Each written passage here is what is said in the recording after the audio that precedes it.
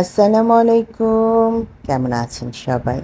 Test adults with সালমার একটি নতুন পর্বে আপনাদের সবাইকে অনেক অনেক আমন্ত্রণ জানাই। আশা করছি কাছে দূরে যে যেখান থেকে আমাকে দেখছেন সবাই অনেক বেশি ভালো আছেন। আলহামদুলিল্লাহ, আল্লাহর রহমত আপনাদের সবার দোয়ায় আমি আমার পরিবার আমরা সবাই ভালো আছি। বলছি ভালো আছি, কিন্তু ভিডিওটা দেখতে থাকুন, তাহলে বুঝতে পারবেন ঠিক কতটা ভালো আছি। ভিডিওটা শুরু করেছি মান্থলি গ্রসারি শপিং দিয়ে। শপিং করে এসে ভাবলাম যে একটু সব কিছু গুছিয়ে নেই। তো কী কী শপিং করেছি সেটা একটু আপনাদের সাথে হালকা পাতলা শেয়ার করে দিচ্ছি। আজ অবশ্য গ্রসারিতে মেইনলি শপিং করেছি মেয়েদের জন্য যে টিফিন আইটেমগুলো লাগে সেগুলো। মূলত ওদের প্রয়োজনের অংশটাকেই বেশি প্রায়োরিটি দিয়ে শপিং করেছি। এই কফির স্যাশেগুলো 3 রকমের এনেছি, কারণ আমার মেয়ের এক রকমের কফি খেতে ভালো লাগে না, বড় জার কিনতে দিবে না। তার বক্তব্য হচ্ছে তুমি 3-4 রকমের স্যাশে আনো যেটা খেতে ভালো লাগে, ঘুরিয়ে ফিরিয়ে খাবো। সেই জন্য সে কোনোভাবেই বড় জারের কফি কিনতে দিচ্ছে না আমাকে। তো তার পছন্দ মতনই এগুলো সব এনেছি। আর এই যে টিস্যু, টয়লেট টিস্যু, এগুলো তো রেগুলার ইউজের বিষয়। আর এখানে যে সব শপিং করেছি গ্রসারি তা না, এছাড়াও আরও কিছু অফলাইনে শপিং করেছি যেটা হয়তো এখানে শেয়ার করা হয়নি। সেগুলো কিনেছি আমি চালডাল.com থেকে। আর এই ধরনের গ্রসারি শপিংগুলো মূলত আমি স্বপ্ন অথবা মিনা বাজার থেকে করি। একেবারে একটা জায়গায় ঢুকে গেলে মোটামুটি যা প্রয়োজন সব নিয়ে চলে আসতে পারি। এবারের মান্থলি শপিংয়ে দু একটা জিনিস একটু বেশি কেনা হয়ে গেছে। যেমন আমার হ্যান্ড ওয়াশের পুরো এক বক্স রয়ে গেছে, কিন্তু আমি একদম ভুলে গিয়েছি, আমি আবারও এক বক্স তুলে নিয়ে চলে এসেছি। তাছাড়াও গত মাসে দেখলাম পাস্তার এখনও খানিকটা রয়ে গেছে, এছাড়াও আমি আবারও বেশ কিছু পাস্তা কিনে নিয়ে চলে এসেছি। এই ভুলগুলো মাঝে মাঝেই আমার হয়। যখন হয় তখন খুব মিনমিনে গলায় সাহেবকে বলি যে ভুলে গিয়েছিলাম, মনে নেই, কী করব। কিন্তু আজকাল সত্যিই আমার এই ধরনের ভুল হচ্ছে, তার মানে আমার বয়সও বেড়ে যাচ্ছে। সে যাই হোক, এখন এগুলোকে জায়গা মতন সব গুছিয়ে রেখে ফ্রোজেন আইটেমগুলোকে ফ্রিজে রেখে শুকনো জিনিসগুলো সব জায়গায় জায়গায় একটু গুছিয়ে ফেলতে হবে। আর এই কাজগুলো যদি এখনই করে না ফেলি তাহলে মাথার মধ্যে সারাক্ষণ চিন্তা ঘুরতে থাকবে যে আমি তো আইটেমগুলো জায়গায় জায়গায় গোছাইনি। এক মেয়ে আমার সাথে বাসায় আছে, আরেক মেয়ে অলরেডি কোচিংয়ে আছে। কাজে যেটা বাসায় আছে ওটাকে টুকটাক কিছু দায়িত্ব দিয়ে আমি চলে এলাম এই দিকে। যে পাস্তা, তারপর নুডলস, এই অংশগুলোকে আমি এখানে গুছিয়ে রাখি, সেটাকে একটু ঝেড়ে মুছে গোছগাছ করে এখানে বসিয়ে দেব। আমি অনেক সময় আপুদেরকে দেখেছি আরিফেলের যে বক্সগুলো পাওয়া যায় সেখানে খুব সুন্দর করে নুডলস এবং অন্যান্য শপিংয়ের জিনিসগুলো গুছিয়ে রাখে। আমিও অবশ্য আরএফএলের এরকম অর্গানাইজার যে 3 তাকের স্ট্যান্ডগুলো আছে সেখানেই গুছিয়ে রাখি। তবে আমি আলাদাভাবে কোনো বক্সের মধ্যে রাখি না। এই পর্যায়ে আপনাদের কাছে একটা ছোট্ট অনুরোধ করতে চাই, যারা ভিডিওটি এই পর্যন্ত দেখেছেন প্লিজ একটা লাইক করে দিয়ে তারপর দেখবেন। আপনার একটা লাইক আমাকে আরও অনেক দূর এগিয়ে যেতে অনেক সাহায্য করবে। যারা প্রথমবারের মতো আমাকে দেখছেন, ভিডিওটি ভালো লেগে গেলে সাবস্ক্রাইব করে আমার বন্ধু হয়ে আমার পাশে থেকে যেতে পারেন। আপনাদের সাথে এই অদৃশ্য বন্ধন আরও মজবুত হবে তখনই যখন কমেন্ট করে আমার ভিডিও সম্পর্কে আপনারা আপনাদের মতামত জানাবেন। আমার ভালো আমার মন্দ আমাকে ধরিয়ে দেবেন। চলে আসি আবার একটু ভিডিও রিলেটেড কথা। এদিকে সব কিছুকে মোটামুটি গোছগাছ করে দিচ্ছি। আর আমি যখন এই মুহূর্তে আপনাদের সাথে ভয়েসটা দিচ্ছি, বাইরে মুষলধারে বৃষ্টি হচ্ছে। মোটামুটি সব আপুদের কাছেই জানতে পারছি বৃষ্টি নিয়ে কম বেশি সবাই নাজেহাল। সবচেয়ে বড় সমস্যা হচ্ছে কাপড় শুকানো। আর আমার যেটা সমস্যা, আমার যেহেতু খোলা বারান্দা, কাপড় ধুয়ে যখন শুকা দিয়ে দেওয়া হয়, একটু ঝাপটা বৃষ্টি হলে উল্টো কাপড় চোপড় আরও বেশি ভিজে যায়। আর সেগুলোকে এনে যখন আবার ঘরের মধ্যে শুকাতে দেওয়া হয় স্ট্যান্ডে করে ফ্যানের নিচে, কেমন যেন একটা গন্ধ হয় যেটা আমার একদম পছন্দ না। তো আমার বারবার দেখা যায় যে এই কাপড় নিয়ে দৌড়াদৌড়ি করতে হয়, একবার বাইরে যাও একবার ভেতরে আসো। তো গত দুদিন একটু কম ছিল বৃষ্টি, কিন্তু আজ যখন ভয়েস দিচ্ছি তখন মুষলধারে বৃষ্টি হচ্ছে। এদিকে গল্প করতে করতে মোটামুটি আমার মেয়েদের প্রয়োজনীয় জিনিসগুলো হাতের কাছে দিয়ে দিলাম।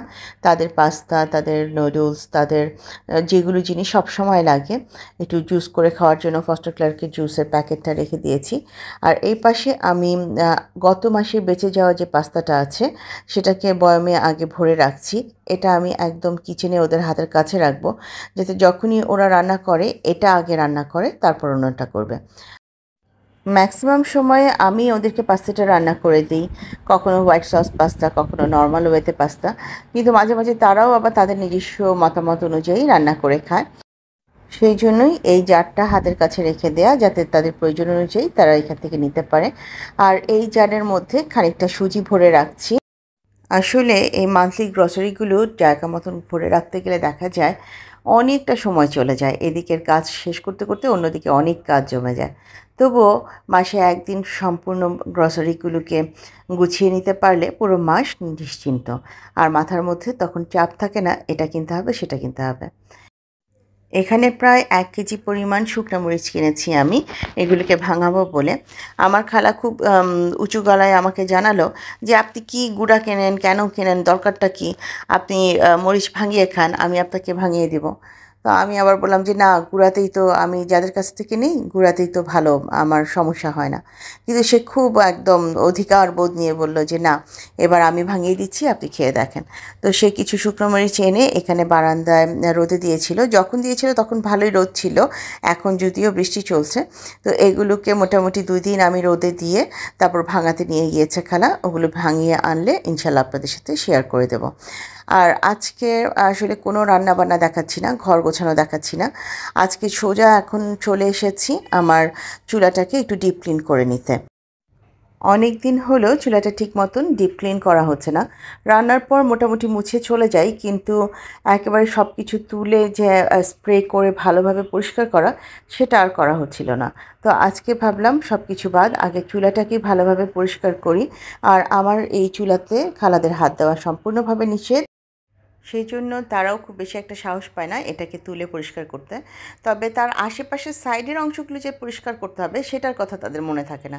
চুলার নিচে অনেকটা ময়লা পড়ে যায়, আশেপাশে অনেকটা ময়লা থাকে, খালারা আবার সে অংশটুকুও পরিষ্কার করে না, আমার ভরসাতেই রেখে দেয়। আর সেজন্য চুলার আশেপাশের অংশ এবং চুলার প্রত্যেকটা পার্টস তুলে নিয়ে ধুয়ে পরিষ্কার করে দিচ্ছি।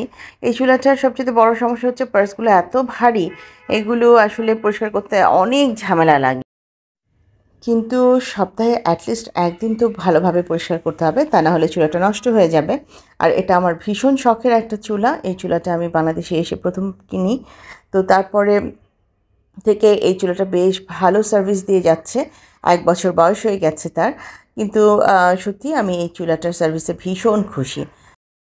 চুলার বাইরের পার্টগুলোকে আমি এদিকে ধুয়ে নিচ্ছি। আর এটা ধোয়ার আগে আমি এখানে একটা স্প্রে করে রেখে গিয়েছিলাম, যেটা হচ্ছে যে এই চুলার আশেপাশে যে তেল চিটচিটে ভাব, গ্রিজ যেগুলো জমে আছে, ময়লা, এগুলোকে একদম নরম করে দিবে। এবং আমি এখন একটা তারের জাবা বলে যেটাকে, সেটা দিয়ে আস্তে আস্তে ধীরে ধীরে এই আশেপাশের অংশগুলোকে পরিষ্কার করে নিচ্ছি।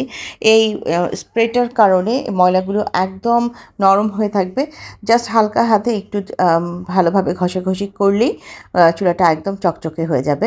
যারা আজকে আমাকে প্রথমবারের মতন এই চুলাটা পরিষ্কার করতে দেখছেন তারা আজকে প্রশ্ন করবেন যে আমি কোন স্প্রে দিয়েছি। তো আমি চুলার স্প্রে দিয়েছি এখানে কিচেন ক্লিনার নামে একটা স্প্রে আছে, ফেসবুকে খুবই ভাইরাল। তো আমি সেই স্প্রেটাই নিয়েছি এবং সেটা দিয়েই আমি এই চুলাগুলো পরিষ্কার করি।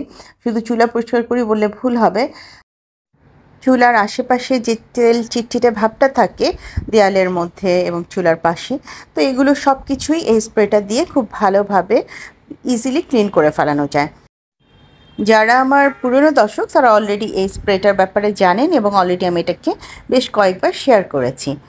আচ্ছা, আমি যখন এই কাজগুলো করছিলাম সেই সময় আমার মার কাছ থেকে একটা ফোন আসে। আমার বাবা অনেক অসুস্থ হয়ে পড়েছেন। তো এটা জেনে খুব বেশি খারাপ লাগছিল। আমি কিভাবে কাজ শেষ করব, কত তাড়াতাড়ি কাজ শেষ করে বাইরে আমি আমার বাবাকে একটু দেখতে যাব, সেই প্ল্যানিং করতে করতে আমি আসলে অনেক দ্রুত রান্নাবাড়ি শেষ করে ফেলেছিলাম। আর এখন যে কিচেনটা ক্লিন দেখছেন, এটা রান্না করার পরের অংশটা দেখাচ্ছি আপনাদেরকে। তো সেই জন্য আমি কোনো রান্না আপনাদের সাথে সেভাবে শেয়ার করিনি। মনের অবস্থা খুব বেশি খারাপ ছিল যখন আমি শুনতে পারলাম যে আব্বুর শরীরটা অনেক খারাপ হয়ে গেছে। আসলে আমার বাবার অনেক বয়স হয়ে গেছে, তিনি ডিমেনশিয়ার পেশেন্ট এবং মাঝে মাঝে তিনি মনের ভুলে ওষুধ উল্টাপাল্টা খেয়ে ফেলেন, খেয়াল রাখতে পারেন না। আম্মার সাথে অবশ্য মাঝে মাঝে একটু বলেন যে না আমি পারবো, আম্মা যতই যাক না কেন তাকে হেল্প করতে। তো এবারও তাই হয়েছে, আম্মা একটু অন্যদিকে ব্যস্ত ছিল, ব্যাস তিনি তার মতন করে ওষুধ খেয়েছেন এবং ওভারডোজ হয়ে গিয়েছে। তো প্রথম দিকে যখন আম্মার ফোনটা পাচ্ছিলাম তখন খুব ভয় পেয়ে গিয়েছি, কিছু সিমটম শুনে মনে হয়েছিল যে আব্বুর অন্য কিছু না হয়ে যায়, আব্বুর স্ট্রোকের মতন কোনো কিছু না হয়ে যায়। তো আল্লাহ মাফ করুক, এগুলো কোনো কিছুই হয়নি, আব্বু এই মুহূর্তে ভালো আছেন। বাট ওই সময়টা আমার প্রতিটা মুহূর্ত মনে হচ্ছিল যে মাথার উপর থেকে যেন কি ছায়া আমার সরে যাচ্ছে। এটা আসলে বলে না, অনেকেই বলে না যে যার বাবা আছে সে বুঝবে না বাবা হারানোর কষ্টটা কী। এটা খুব স্বাভাবিক। আমার বাবা একটু অসুস্থ, তাতেই আমার বারবার মনে হচ্ছিল যে আমি কখন সব কিছু ছেড়ে ছুড়ে আমার বাবার কাছে চলে যাব, কতক্ষণে আমি তাকে একটু দেখতে পাবো। আমার হাজব্যান্ড শুক্রবার জুমার নামাজটা শেষ করে বাসায় এসে আমাকে বলে চলো যাই, আমরা বাবাকে একটু দেখে আসি। আর তখন আসলে খুব চটজলদি আমিও রেডি হওয়ার চেষ্টা করছিলাম। আমি এই জন্য কোনো রান্নাই আপনাদের সাথে শেয়ার করতে পারিনি। মানসিক অবস্থাটাও সেরকম ছিল না, পরিস্থিতিও সেরকম ছিল না। তো রান্নার পরে আমি যত দ্রুত সম্ভব শুধু চুলাটাই পরিষ্কার করেছি। কিচেনের যে আরও সাইডগুলো আছে, আরও ভালোভাবে ডিপ ক্লিন প্রয়োজন, সেগুলোতে হাত দেওয়ার সুযোগ পাইনি, সময়ও পাইনি। তো এখন যতটুকু পেরেছি আপনাদের কাছে সেই অংশটুকুই শেয়ার করে দিয়েছি। আর আজকে যে চুলাটা পুরোটা পরিষ্কার করেছি যে স্প্রেটা দিয়ে, সেটা হচ্ছে এই কিচেন ক্লিনার। আমি জানি হয়তো অনেক নতুন আপু ভাইয়া আজকে আমাকে দেখবেন, তারা নিশ্চয়ই জানতে চাইবেন যে কোন স্প্রেটা ব্যবহার করেছি। তো তাদের উদ্দেশ্যেই এই স্প্রেটা দেখিয়ে দিলাম। আমি রান্না শেষ করে টেবিলে খাবার দিতে বলেছিলাম মেয়েদেরকে, আর আমি নামাজ পড়ে আবার বাকি খাবারগুলো গরম করে দেওয়ার জন্য গিয়েছি। এই সময় আমার হাজব্যান্ড আমাকে ডেকে বলল, দেখে যাও, তুমি জায়নামাজ বিছিয়ে গিয়েছো, ইউনি এখানে এসে নামাজ পড়ছে। তো দেখে ভালোই লাগলো। জুম্মার দিন সবাই আমার বাসার নামাজ পড়েছে, আমার 2 মেয়ে, আমার ইউনি, আর সবাই নামাজ পড়েছে, দেখে সত্যি ভালো লাগলো। আর আপনাদের সাথে বারবারই একই কথা বলছি যে আমি কোনো রান্না শেয়ার করিনি। এখানে এই কই মাছটা আমি বৃহস্পতিবার রান্না করেছিলাম, মুখি ভর্তা করেছি শুক্রবার দিন। আসলে 2 দিনের খাবার মিলেমিশে এখানে সব খাবারগুলো টেবিলে গরম করে দিয়ে দিয়েছি। আমার হাজব্যান্ডও বলল যে তুমি রেডি হয়ে এসে খাওয়া শুরু করো, আমরা খেয়ে দিয়েই বের হয়ে যাব, আমরা একটু বাবাকে দেখতে যাব। আর আসলে এরকম পর্যায়ে না এই সময়গুলোতে গলা দিয়ে খাবার নামতে চায় না, খুব বেশি অস্থির লাগে। আর আমি এরকম সময়গুলিতে অনেক কাজ ভুল করি, কোনো কাজ আমি একবারে করতে পারি না, বারবার আমার ভুল হতে থাকে, আমি কনসেন্ট্রেট করতে পারি না। তো এটা আমার বাবার বাসার ছাদ। আমি অনেকক্ষণ হয়েছে বাবার বাসায় এসেছি, আব্বুর সাথে দেখা হয়েছে। ডাক্তার সাহেব তার বাকি খোঁজ খবর নিচ্ছে, তার প্রেশার মেপে দিচ্ছে, তার সাথে কথা বলছে। তো আমি আম্মাকে বললাম আমি একটু যাই, ছাদে থেকে ঘুরে আসি। অনেক দিন আমি গুলশান বাসার ছাদটা আমার দর্শকদের সাথে শেয়ার করছি না। তো এসে দেখি হুলস্থুল কাণ্ড, আম্মার ফুল বাগান সেজে উঠেছে, ফল বাগান সেজে উঠেছে। আম্মার করমচা গাছ থেকে কিন্তু এবার প্রায় 2 কেজির মতন করমচা হয়েছে। তারপর বোম্বাই মরিচের কথা কি বলবো, সেটা তো সেদিন আপনাদের সাথে শেয়ার করেছি। দেশে ফিরবার পর প্রায় 2 মাস আমি আম্মার বাসায় ছিলাম। তখন নিয়মিত আমি আম্মার ছাদ বাগান আপনাদের সাথে শেয়ার করতাম। তো আমার যারা পুরনো বন্ধু তারা অনেকেই খুব আগ্রহ নিয়ে আমার কাছে জানতে চাইতেন আম্মার ছাদ বাগানের কী অবস্থা। তো আমার পুরনো দর্শকদের জন্য জানাচ্ছি, আম্মার 3টা কলা গাছে প্রচুর কলা হয়েছে। এটা একটা, পাশে আরেকটা এবং অন্য পাশে আরও একটা আছে। আর এই যে সব মাচা বেয়ে বেয়ে নতুন করে সব কিছু উঠছে। তবে এত বেশি বৃষ্টির কারণে ছাদে অনেক শ্যাওলা জমে গেছে। আমি আমার আম্মাকে বলেছি যেভাবেই হোক তুমি এগুলোকে পরিষ্কার করানোর চেষ্টা করো এবং তুমি এত বৃষ্টির মধ্যে ছাদে উঠো না। এই শ্যাওলায় যদি একবার পা পিছলে যায় তাহলে সর্বনাশ হয়ে যাবে। আমার ছাদ বাগানে যে পরিমাণ গাছপালা আছে শাকসবজির ফলমূলের, তাতে খুব বেশি একটা শাকসবজি আমার কিনতে হয় না। তাদের 2 জন মানুষের জন্য পর্যাপ্ত পরিমাণ শাকসবজি তারা তাদের এই বাগান থেকেই পেয়ে থাকে। এই লেবুগুলো দেখুন কি সুন্দর বড় হয়েছে। আম্মা অবশ্য আমাকে মাঝে মাঝে লেবু, বোম্বাই মরিচ, তারপর গাছের সবজি, এই অনেক কিছু দিয়ে পাঠায়।